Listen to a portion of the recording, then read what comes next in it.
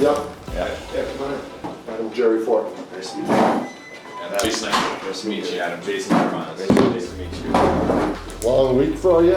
Yeah, it's almost coming to a close. It's gone by fast. How many interviews? 21. 21, okay. Got 3 left. In fairness to the process, you know, you're talking to these kids for 15 or 20 minutes. You're not getting to know everything about these kids, but you do get a feel, you get an impression.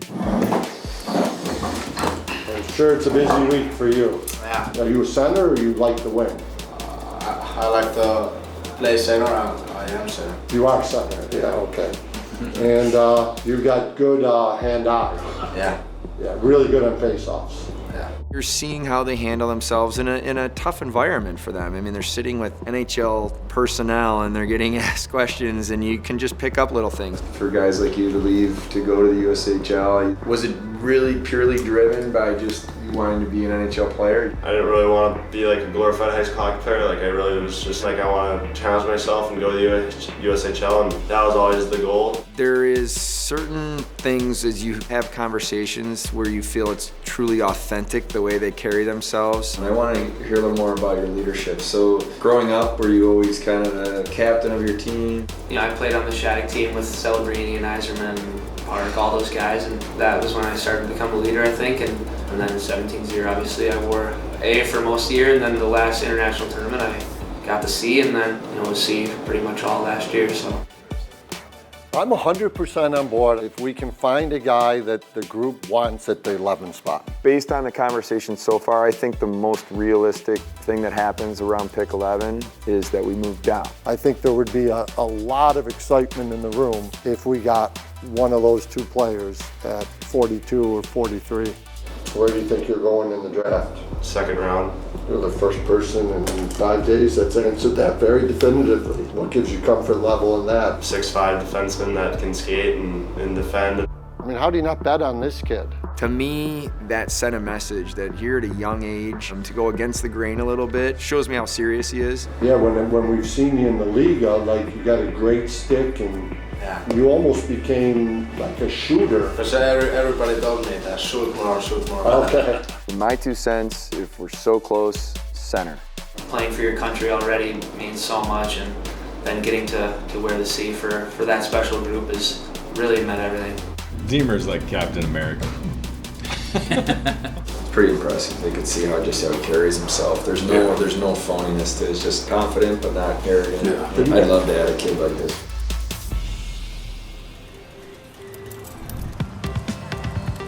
All right, I got a few things that I could kick it off with to start the week here. It's interesting because we're all busy, we have a lot going on, but this is the 1 week of the year where all of hockey operations actually gets to come together. And that's why it's so critical. And I do want to make sure that everybody knows that that's not how it goes in every organization. We're very fortunate.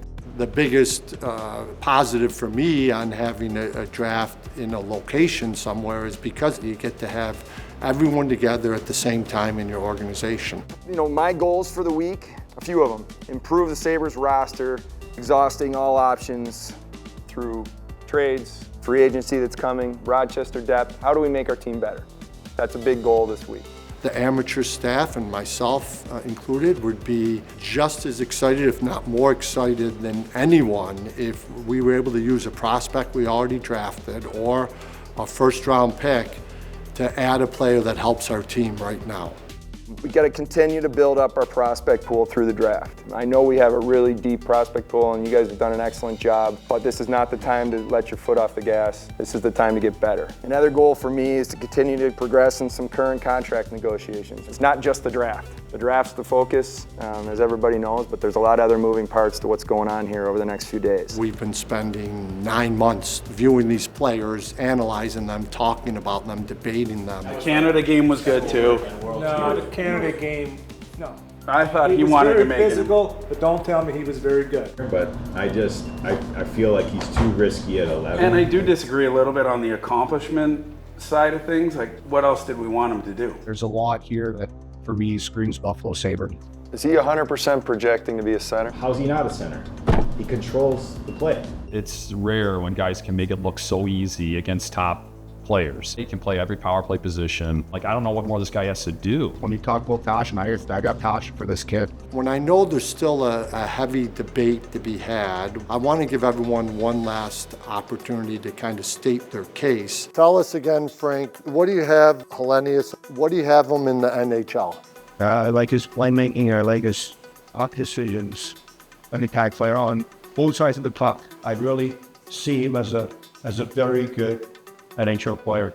He truly is a natural center. There's sometimes where you take a player and they are a center, but you're like, are they gonna end up shifting to the wing? Or this kid has it, and he's a center all day long. I like to play center. I am center. Yeah, I am center, exactly. Very clear. The different departments need to understand the process and how ultimately we get to the result of calling someone's name and telling that player that they're gonna be a Sabre. I think we have to be on the same page with that. So that's why I think it's so important that we're all in this room and everybody's hearing the process we go through and understanding the players. Part of the reason we had to spend a lot of time, and we still have to tomorrow, and getting them in the final order is what Kevyn referenced before about some of the potential trade downs. Based on the conversation so far, I think the most realistic thing that happens around pick 11 is that we move down. Jerry Forton really, in my opinion, over the years has proven over and over again, he does a really good job of projecting those top 10 picks. Who's the guy we want at the 11 spot? Not only is that an issue if we nail our list dead on, it might also really be an issue if we trade down to 14. This is why we do the list. We never always get the guys we want, but okay, boom, this is what we've got at this list. We're taking 10. Like there's guys we had of Benson last year that we didn't get, but we got Zach Benson because that was the guy on our list. He turned out pretty good. In my mind and most of the amateur staff's minds, it was two players that we thought at one point could be realistic to get at 11. I would actually be willing to go down to 14 before the draft, before we see who's there at 11. And part of my thought process was that there were maybe 3 guys in our range at 11 that we would have been really excited about, and I was just betting that 2 of those 3 might be there at 14.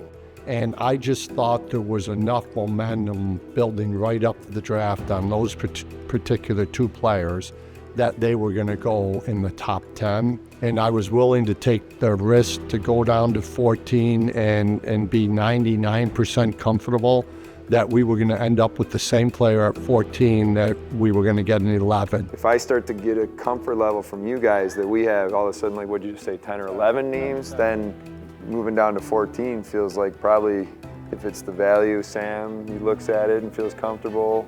But I mean, that's something that we need to really consider. And I may be pushed to make a decision on that pretty soon. So these are really good players. Everybody likes these players, but there was, more of a comfort of us at 14 getting this similar group of players and also picking up an asset that we could potentially be using to make a trade.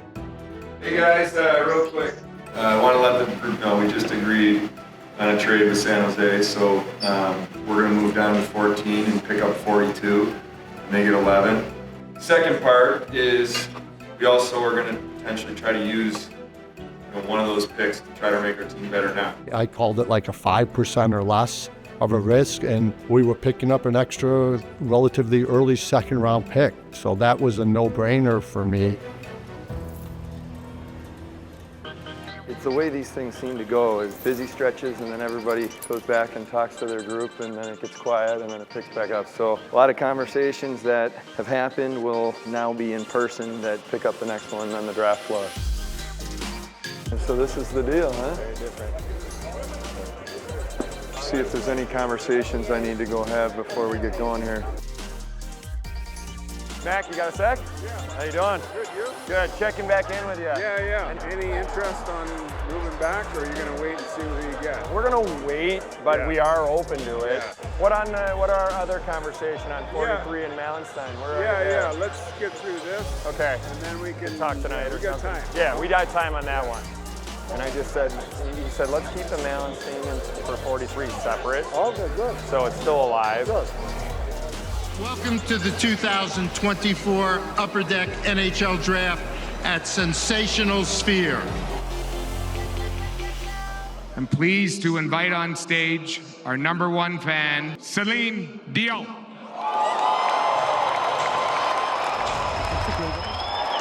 Good evening, everyone. Hey, Mac, checking in with you and your guys still there? Okay. Well, let's see how these next couple picks go. But we wouldn't do it for a pick. We'd only do it if it was Malenstyn. Yeah. Okay. So you're just gonna hold on 17 then? Yeah. Okay. We'll talk later then on the Malenstyn. Okay. Good deal. Thanks. Helenius. We would like to say hello to all our great fans back home in Buffalo watching, and to make our selection tonight will be former Sabres captain and current head coach, Lindy Ruff. Cool, same stage as Celine Dion.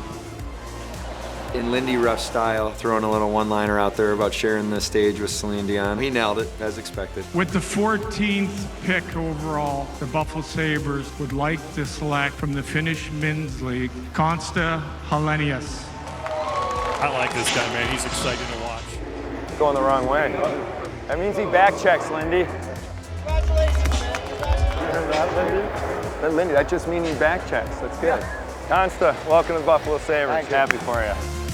Very excited, obviously. When we called his name, we had spent a fair amount of time with him, so I think he knew he was one of the kids we were targeting. I just like these players to know right away that we don't take these decisions lightly, whether it's a first-round pick or seventh-round pick. There's a lot that goes into that, and when we call a player's name, it's because we really, truly believe in them. So excited to be Sabres. Let's get to work. Really nice. I like the color. I like to battle hard, and I'm not the biggest guy, but I think I'm a very strong guy. What went through your mind when you heard your name picked and you're there with your family? It was an unbelievable feeling, you know, in front of my family and Las Vegas, unbelievable.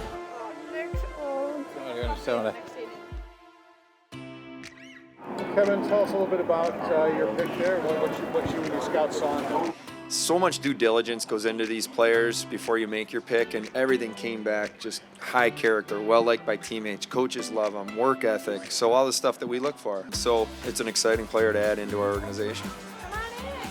Adam Mayer, Director of Player Development. Congratulations. Thank you. Awesome. Congratulations. Second effort. An assistant with the Sabres. Congratulations. Thank you. Hey. I'm Kevyn Adams' wife, the general managers. Congratulations. Thank you. Welcome to the Sabres. Konsta still here? Yeah. How you doing? Good to have you on board. Excited? Good. Do you know Beck Malenstyn at all? Yeah, good. We like Finn, so that's good. We're all excited to have you joining us. Who did you run up the stairs to see? Oh, you was your agent. Okay, good. You're walking the stairs and I said all of a sudden you're running the other way. I'm like, oh, he's a good back checker. Perfect. I just talked to the media and told them how much, as a centerman, you look like a true center, and that's a big deal to us, you know. So is that your favorite too? Yeah. Center? Good. All right, it's great meeting you. Enjoy the night. Take care. Good job, bud. It's really important to me personally that our players that we draft understand the culture and what we have in this organization from the minute their name's called. And that's why their families, to be able to go in the suite and meet our coaches, our Rochester coaches, our player development, you know, all the staff that's there. My wife and family's there, and they're there for a reason. It's because I want our draft picks to know how important family is, and that's something that I think is a great first impression for them. I think what I said to start these meetings and how important it is that we really get in the room and challenge each other and have the debates that we have to get to the right answer is so critical. And at the end of the day, we got an extra asset, we got a great player, and we got someone that I think all of us now sitting here after round one's over, if you had said 48 hours ago we were going to have him, we would have all been pretty excited. Just appreciate all the work that everyone did in the trenches this year. And that's been very consistent the last 3-4 drafts. And we've benefited, you know, with high value with the players we've selected. Let's go to work. Still, we got a lot of work to do tonight and tomorrow. We got a chance to make our team and our organization better. And let's make sure when we get on the plane tomorrow that we've done that. So good job, guys. See you in the morning. That night, after we had our dinner, I did talk to the Washington general manager when I got up to my hotel room late. He agreed. He said, okay, we've had our meetings. We'll be good to make that deal in the morning. I said, yeah, we're good too, but let me just meet with our guys one more time, and then I'll see you at the draft. Would you have 42, 43, would you have interest in moving back a little bit? Yeah, I mean, we're probably gonna move to 43 right now, so I would have 42 left. Any interest in moving back from either of your picks at 42 or 43? We actually just moved pick 43, but we still have 42. We just agreed on the Malenstyn trade, just so you know, for 43.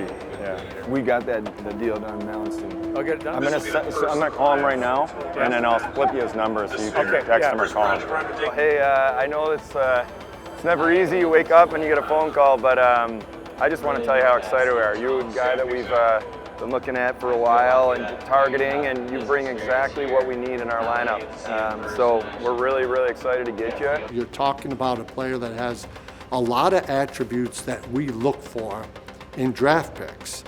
But when you're drafting a 17-year-old, you're not drafting for your current team's needs.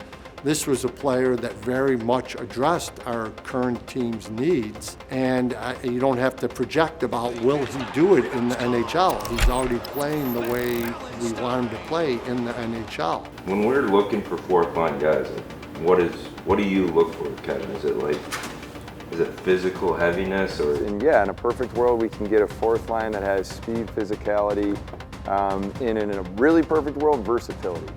Malenstyn is physical, he's hard-nosed, he's direct, he was everything that we were looking for. And I like, there were other trade potential opportunities we could have had, but I like that we have a player that also can be with us longer than a year. And so it makes you feel a little better giving a second-round pickup when you think it's an asset that you could have with you. Welcome to day 2 of the 2024 Upper Deck NHL Draft. There could be a lot of stuff happening fast here, so make sure, Sam, you get all the numbers. There were 2 players left on our list at the end of the first day that we would have been thrilled about to get at 42. Our experience in the past is a lot of times those players will go right off the board early. Next selection belongs to the Buffalo Sabres. Tristan, good job on Kevyn. 100% Kleber. It's not about me or you being right, it's about getting it right. And if you have a group of people that debate and challenge, my belief is you're going to give yourself more chance to be right. Buffalo selects from Lincoln in the USHL, Adam Kleber. When we get our list and we make the player's name, it's because it's our player now. It's not this guy liked him or that guy liked him. It's we're in this together. Congratulations, welcome to Buffalo. Happy for you. I just want to let you know we were really, really excited. We had you a lot higher on our list, and this is the pick we wanted to make. We've got big plans for it. Thank you. Enjoy every minute of it, okay? Thank you. Where do you think you're going in the draft? Second round. You want players to be confident, you want them to be ambitious, you want them to and hope a little bit, but you want people that are good self-evaluators too. It also struck me when he said that he wasn't caught up at all in where he was going in the draft, which was another kind of positive in the way I viewed it. Hey, Adam Kleber here. Just super excited to be part of the Buffalo Sabres organization. Can't wait to get to work and go Sabres. 66. Next selection belongs to the Anaheim Ducks. Anaheim Ducks have selected. Now we do have a little problem. We're way down if we don't get Ziemer. Would you be open to going up to get Ziemer? It's the highest on our list by a lot. Yeah. I would be open. Make sure these guys are on board with it. I think we got to go up to get Ziemer. It's a big drop off there next game. Very nervous about that one as well. We had what we considered to be a big drop-off in the draft and on our list if we didn't get him with that third-round pick. When you have a player that is a pretty substantial jump on your list, that's where I get excited about trying to make a trade and move up. Hey, C-Mac. Hey, it'd be 76, 161. Well, they're going to do it, yes. Colorado Avalanche have traded pick number 71 in the 2024 NHL Draft to the Buffalo Sabres in return for picks number 76 and 161 in the 2024 Draft. Buffalo selects from the U.S. National Team Development Program, Brodie Ziemer. I mean, an impressive kid, so Ziemer's a stud. Ziemer's like Captain America. I mean, that's what he's known as, is the captain. And as you're in other interviews, I might ask someone else on Team USA, like, who's the leader? And his name would come up over and over. So, like, it's one thing to see leadership characteristics, another thing to have one after another kid talk about, oh, that's the guy. How you feeling? Good? Good. We're really excited about it. We had you much higher up on our list. We went to get you, okay? We believe in you. All right. What's up, Sabre fans? Brodie Ziemer here. This is a dream come true. Super excited to get to Buffalo. Let's get to work. Hello, everyone. We came into this draft with a couple goals in mind. We wanted to make sure that we got our list right and we added talent into the organization. And Jerry's done a phenomenal job with the amateur staff of just making sure that we're putting ourselves in the best spot, especially with some of the value picks that I think we were able to do and make some trades today and move up, down, and all that. So, yeah, I think we did a good job in terms of really even adding to our already good depth in the prospect pool. Adding a player that we felt that really fit what we were looking for was also something that we were hoping to do. So now you leave the draft, we had things that we were working on. Now you go to if there's free agents that we're looking at that we think can help us in the ways that we need, then we're going to go after those guys. So it's the off season's still incomplete. There's still time to do different things, and that's what we'll go to work on in the next few days here.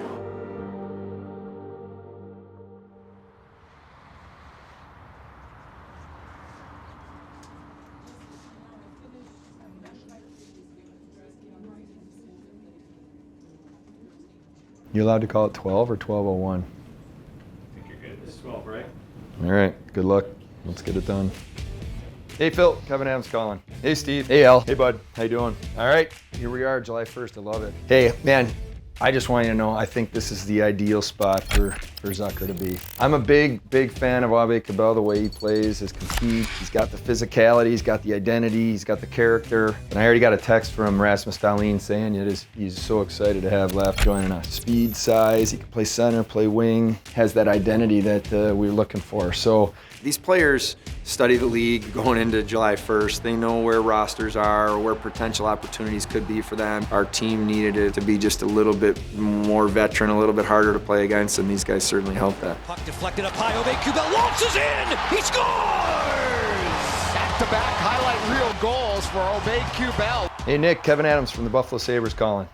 You're exactly like what we were looking as we look at our group, you and Malenstyn, and we just signed Lafferty as well. You guys are the type of guys we need to kind of go with the skill and the talent that we have. Guys that are hard to play against, physical, compete every night, play winning hockey, you're a Stanley Cup champion. I mean, just have the stuff that we're looking for to add into our group. Here's Lafferty, power move in front, gets right in, scores!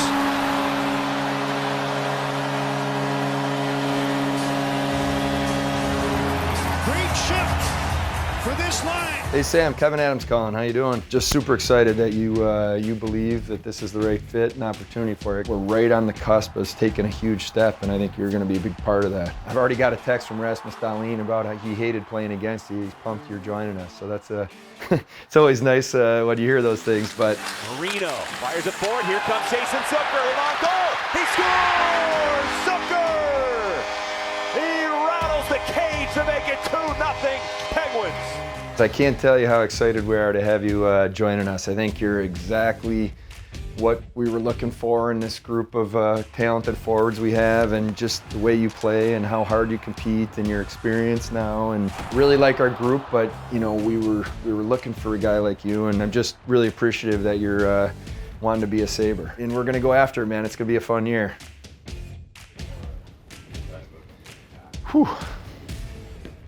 We wanted to be harder to play against. We wanted to bring in more physicality, more identity kind of into that bottom six. We wanted to be a team that wears teams out, that can be relentless. But what I really like now is we have a group of players that Lindy and the coaching staff can kind of decide how they want to put the lines together. We have some high-end skill that we feel is that can play against anyone in the league when it comes to the skill, and now we have some physicality and compete, and some more veteran players that I think really give Lindy some, ability to move things around a little bit. Conversation with Kubel. Talk to him about, I want this team incredibly fit. And I said, the one thing you got to take care of is your fitness. Love it. I've been hitting the conditioning on everybody. Conditioning, play harder. Accountability. Yeah, it was awesome. Awesome. All of them were. Lafferty was dialed. Did you hear what Aube-Kubel told Lindy? No. He said, hey, like, we need to be harder to play against and we need to be a top conditioned team. He had an intensity just in his voice talking to him, like I liked. Did you say anything about liking Malenstyn? Yeah, he goes, you don't understand how excited I am about he's a good friend, but he goes, that guy is so hard. And he said, we've been texting back and forth. We just like couldn't believe that we're going together. Like he was like giddy about it. What was that about Lafferty? Just, he goes, study every roster. He goes, I just feel like what I bring is what this team needs. And he said, and getting Malenstyn and Aube-Kubel and Zucker, he's like, I love the talent on this team. I think it was just missing a little bite. And I was like, yeah. And then Zucker said the same thing. He goes, just playing against you guys, you just know how much skill. He goes, I think I'm at the point in my career where I feel good, I compete hard, but I got some experience now that he said, I think I can help with this group. When I look at our group now, we have a lot of skill. We have a lot of talent. I think we've proven in this league over the last couple of years that we have guys that can, as talented as anyone and make plays. We needed to round the group out. We needed to get harder. We needed to just have a little more of a presence where we can go after teams and roll over and over and just become that tougher team to play against. Direct, fast, physical, wearing teams down in your face. And then Lindy's and the coaches are gonna do the rest in terms of how we play with structure, the defensive responsibility, the non-negotiables. I asked what are the 9? Lafferty, what was the number one thing talking about to that team? I have the 2-ways in there too. So like Murray, I said because we're in the same position.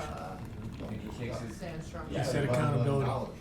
What do you say? Can we reduce it? Accountability. What? You know what number 2 was? I said, what else? Everybody got